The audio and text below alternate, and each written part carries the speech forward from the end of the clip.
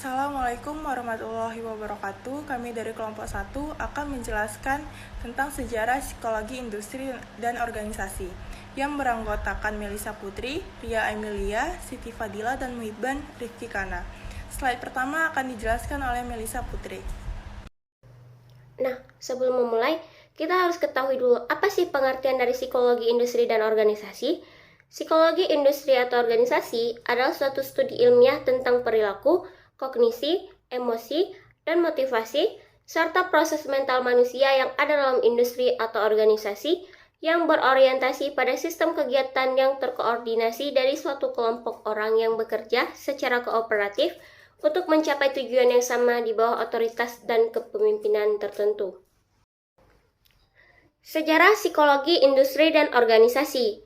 Psikologi industri dan organisasi mulai muncul pada era 1900-an. Sejarah awal berdirinya psikologi industri dan organisasi tidak terlepas dari perkembangan ilmu psikologi itu sendiri. Berdirinya laboratorium psikologi pertama di Leipzig, Jerman pada tahun 1876 oleh Wilhelm Wundt menjadi awal berdirinya cabang keilmuan psikologi yang lain, tak terkecuali psikologi industri dan organisasi.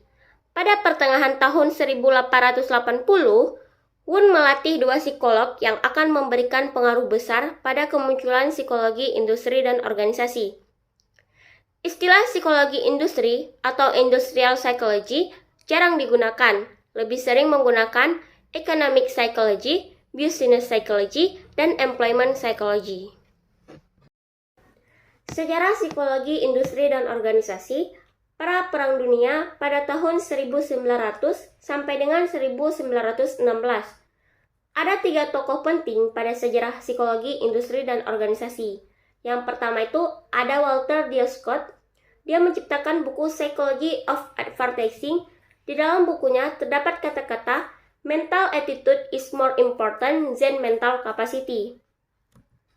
Pada tahun 1901, ia mengemukakan penggunaan psikologi di bidang periklanan dengan menerbitkan buku The Theory of Advertising pada tahun 1903 yang dipandang sebagai buku pertama yang membahas dunia kerja dari aspek psikologi. Kemudian dia juga menerbitkan buku The Psychology of Advertising pada tahun 1908 dan buku Influencement in Business and Increasing Human Efficiency in Business pada tahun 1911. Yang kedua, ada Frederick Winslow Taylor, Father of Scientific Management. Nah, manajemen ilmiah atau scientific management memandang manusia seperti mesin dan menentukan metode yang paling sesuai untuk mengerjakan suatu tugas. Di antaranya, dengan menciptakan alat mekanik yang sesuai dengan struktur tubuh manusia. Taylor pada tahun 1911 mengemukakan panduan yang masih berpengaruh sampai sekarang. Yang pertama, pekerjaan harus dianalisis dengan seksama untuk mengenali cara paling optimal untuk melakukannya. Kedua, pekerja harus direkrut berdasarkan karakteristik-karakteristik yang diasosiasikan dengan keberhasilan melakukan suatu tugas. Ketiga, pekerja harus dilatih untuk melakukan pekerjaannya. Keempat, pekerja harus diberi imbalan atas produktivitasnya untuk mendorong tingkat kinerja yang tinggi. Yang ketiga, ada Hugo Munsterberg. Dia itu menerbitkan buku berjudul The Psychology of Industrial Efficiency pada tahun 1913 yang menjelaskan secara lebih luas psikologi di industri. Hugo menekankan adanya perbedaan karakteristik individu dalam organisasi dan peluangnya meningkatkan pengaruh budaya dan sosial pada organisasi. Lalu ada tokoh-tokoh dalam sejarah psikologi industri dan organisasi. Nah, yang pertama ada Robert Yerkes yang merupakan tokoh dari PIO yang melakukan rekrutmen, seleksi, dan penempatan pada tentara. Beliau juga merupakan presiden dari American Psychological Association dan seorang psikolog yang bekerja di Angkatan Darat Amerika Serikat. Lalu ada Walter Bingham pada tahun 1919 sampai 1940. Dalam bisnis, beliau menggunakan tes bakat untuk meningkatkan efisiensi kerja. untuk juga membantu para guru dan konselor mengarahkan siswa juga klien mereka menuju karir yang sesuai. Nah, dalam Perang Dunia Kedua, beliau memanfaatkan tes psikologi di dunia kerja untuk semakin berkembang seiring dan meningkatnya antusiasme para pemimpin bisnis terkait keuntungan fisikal yang bisa didapat dari penggunaan tes tersebut. Dan untuk memilih pekerja terbaik di setiap tipe pekerjaan. Penelitian Mayu menggerakkan para peneliti dari penelitian manajemen ilmiah dan penelitian gerak dan waktu menuju pendekatan hubungan manusia pada manajemen. Pendekatan hubungan manusia pada manajemen menekankan hubungan interpersonal positif antara rekan kerja, kerjasama tim, kepemimpinan, sikap kerja, dan keterampilan sosial manajer. Penelitian dilakukan di pabrik Western Electric Hawthorne Works pada tahun 1927 sampai 1932. Awalnya Mayu dan kawan-kawan tertarik melihat bagaimana berbagai kondisi kerja, penerangan, kelembapan, jadwal istirahat, jam kerja, dan gaya manajemen dapat mempengaruhi produktivitas. Hasil tidak ada korelasi antara tingkat penerangan dengan kinerja, dan kinerja responden meningkat seiring dengan berjalannya waktu. Kelompok eksperimen mengalami penurunan kinerja hanya ketika penerangan sangat redup sehingga mereka tidak dapat melihat. Penelitian berikutnya meneliti kinerja karyawan ketika kinerja tanpa adanya penilaian supervisor resmi. Hasil efek Hawthorne kecenderungan individu menunjukkan kinerja lebih baik ketika diperhatikan dan dibuat merasa penting. Kritik. Bisnis memasuki masa depresi sehingga karyawan bekerja lebih keras dan lebih menghargai pekerjaan. Juga adanya perubahan personalia pabrik. Penelitian Hawthorne juga menunjukkan bahwa meskipun kemampuan individu penting, pekerjaan dengan berbagai tingkat kemampuan dan jaringan sosial di tempat kerjanya, dan kinerja mereka juga mempengaruhi oleh tekanan-tekanan sosial dan nama kelompok.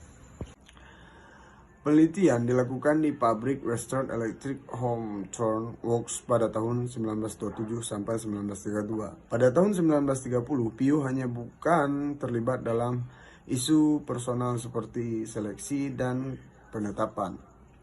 Untuk studi, Pio mulai mengarah pada permasalahan kualitas lingkungan kerja hingga sikap kerja karyawan level, mencatat jadwal kerja, gaji, keterampilan, dan waktu bekerja dan waktu istirahat.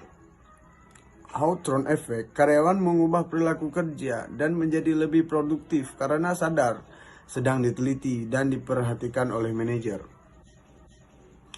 Sejarah Pio, Perang Dunia Kedua, 1941 hingga 1945, penggunaan assessment center dan tes kelompok semakin berkembang. Para wanita semakin dibutuhkan untuk mengisi posisi-posisi pekerjaan akibat banyak pria mengikuti wajib militer. Berkembangnya penelitian mengenai moral kerja dan gaya kepemimpinan, di antaranya teori gaya kepemimpinan yang dikemukakan oleh Kurt Lewin. Sejarah Pio pasca Perang Dunia Kedua tahun 1946 sampai 1963. Yang pertama, terjadi ledakan ekonomi yang mendorong masyarakat untuk menempuh pendidikan tinggi di Amerika. Yang kedua, perguruan tinggi juga semakin banyak menawarkan program psikologi industri dan organisasi dan berbagai spesialisasinya. Yang ketiga, tahun 1950 hingga sekitar 1960 menjadi masa perkembangan psikologi industri dan organisasi, terutama dalam lingkup motivasi kerja, oleh Maslow dan Carl Rogers, John Locke, dan Hertzberg. Yang keempat, teori kepemimpinan yang dikenal sebagai Contingency Models of Leadership oleh Fred Feder dan Bureau Organization yang dikemukakan oleh Max Weber. Yang kelima, Katz dan Kahn pada akhir tahun 1960-an mempublikasikan buku yang berjudul The Social Psychology of Organization yang merupakan buku klasik psikologi industri dan organisasi. Pada tahun 1970, sejarah psikologi industri dan organisasi, yaitu penelitian mulai mengarah ke motivasi dan kepuasan karyawan. Namun pada tahun 1980 sampai 1990-an, melibatkan metode statistika dalam penelitian kuantitatif, penerapan psikologi kognitif pada dunia industri, dampak pekerjaan terhadap kehidupan dan stres kerja, dan pembaruan metode seleksi karyawan. Kemudian ada sejarah Pio masuk ke Indonesia. Pada tahun 1950, psikologi baru masuk ke dalam Indonesia. Keterkaitan Pio hanya sebatas ilmu psikologi dan menyukai ilmu baru yang mulai dikenal dan dikembangkan. Tidak jauh dari tahun 1950 terdapat kegiatan tes psikologi di Balai Psikotetrik dan Pusat Psikologi Angkatan Darat. Kemudian pada 3 Maret 1953 melalui Profesor Dr. Slamet Iman Santoso yang membuka jurusan perkuliahan psikologi pertama di Universitas Indonesia. Tahun 1960, jurusan Psikologi Fakultas Kedokteran Universitas Indonesia berubah menjadi Fakultas Psikologi Universitas Indonesia. Bagian Psikologi Kejuruan dan Perusahaan sekarang menjadi bagian Psikologi Industri dan Organisasi. Pengembangan Psikologi Industri dan Organisasi juga dipelopori oleh bagian Psikologi. Pada September tahun 1961, Industri dan Organisasi didirikan di Fakultas Psikologi Universitas Pajajaran dan di Fakultas Psikologi UGM. Didirikan pada tanggal 8 Januari 1965. Psikologi Industri dan Organisasi di Indonesia dewasa ini masih merupakan ilmu terapan dengan kegiatan utamanya pada pelaksanaan pemeriksaan psikologis atau populer dikenal dengan istilah psikotes, dengan tujuan seleksi dan penempatan, penyuluhan dan bimbingan kejuruan, dan pengembangan karir. Sekian dari penjelasan kami. Mohon maaf apabila ada salah kata. Wabillahi taufiq walhidayah.